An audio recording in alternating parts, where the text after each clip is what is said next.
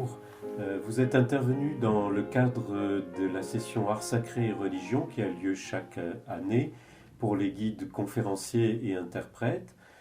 Cette année, il s'agit de traiter de la cité au Moyen Âge, la cité provençale et en Méditerranée.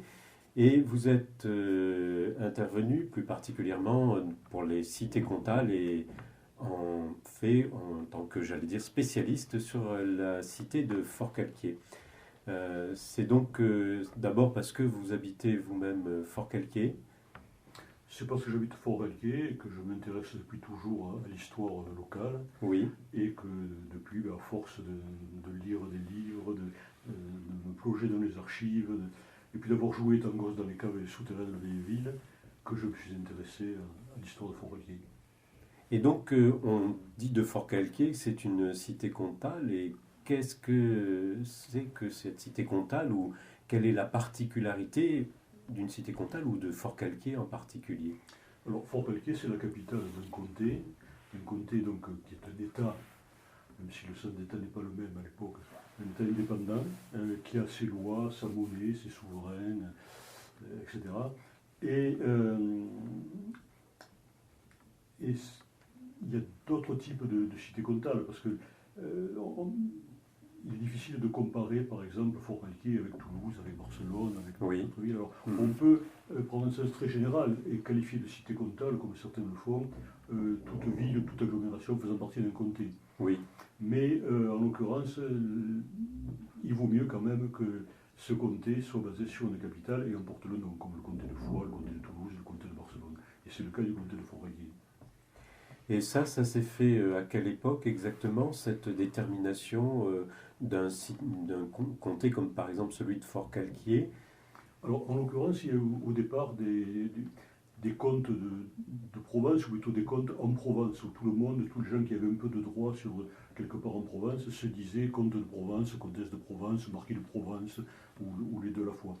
Et puis en 1925, il y a eu un partage entre Toulouse et Barcelone pour déterminer qui était comte de quoi, enfin qui déterminait les territoires géographiquement de chacun des comtes. Et puis, l'année d'après ou l'année suivante, un nouveau partage entre Toulouse et Forcalquier pour voir qu'est-ce qui était à chacun. Et donc, il y a eu la Provence, au lieu d'être ce comté indivis où tout le monde était plus ou moins comte de Provence, il y a eu trois comtés. Le comté de Provence qui s'arrêtait à la Durance au nord, qui appartenait à la maison de Barcelone, au comté de Barcelone. Le comté de Toulouse qui possédait ce qui deviendra plus tard le comtat venessin, qui s'appelait le marquisat de Provence. Et entre les deux, le comté de Forcalquier qui longeait la Durance et qui était une seigneurie de route, comme disait Camille Julien, le long de l'ancienne voie domitienne. Et qui était entre les deux, et les comtes de Forcalquier menaient une politique de bascule entre ces deux super grands, qui étaient le comte de Toulouse et le comte de Barcelone. Et comme ils étaient à peu près de même force, le fait que le comte de Forcalquier soit d'un côté ou de l'autre, ça lui permettait de garder son indépendance.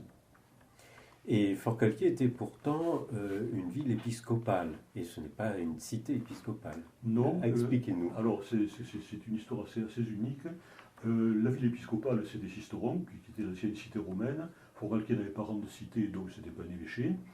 Mais dans le cadre de la réforme grégorienne, les laïcs ayant mis la main sur l'évêché de Sisteron et sur ses biens, quand on a nommé un nouvel évêque, parce qu'il n'y avait plus de vrai évêque, les gens de Sisteron n'ont pas voulu le laisser rentrer, il s'est réfugié à Forcalquier. Au contraire, il a été accueilli à bras ouverts. Et du coup, comme il ne pouvait pas déplacer l'évêché, il a eu une astuce, il a divisé la cathédralité en deux. Il a dit dorénavant, la cathédrale, il y aura deux églises, l'église de Forcalquier et l'église de Sisteron, deux chapitres de chanoines, de 16 chanoines chacun, et c'est les deux chapitres réunis qui éliront l'évêque.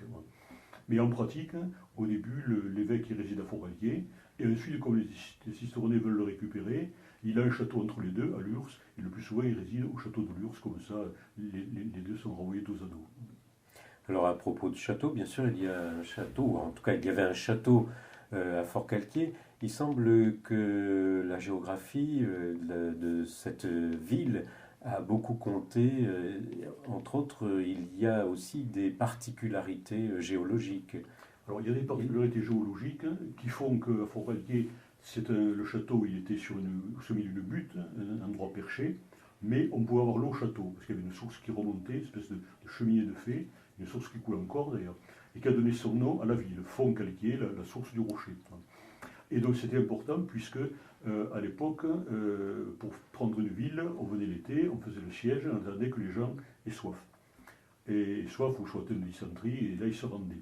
Et à Font-Calquier, on pouvait avoir l'eau au château, donc ça rendait le château difficilement prenable.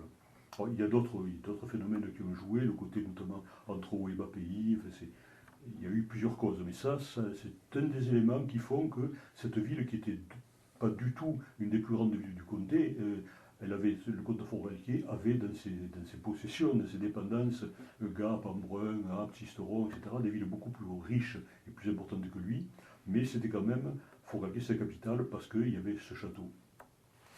Merci beaucoup, Monsieur Royer, pour cette explication de cette cité comtale en particulier, et aussi d'une riche histoire liée aussi maintenant à son patrimoine qu'on peut encore voir, notamment à travers le patrimoine religieux également.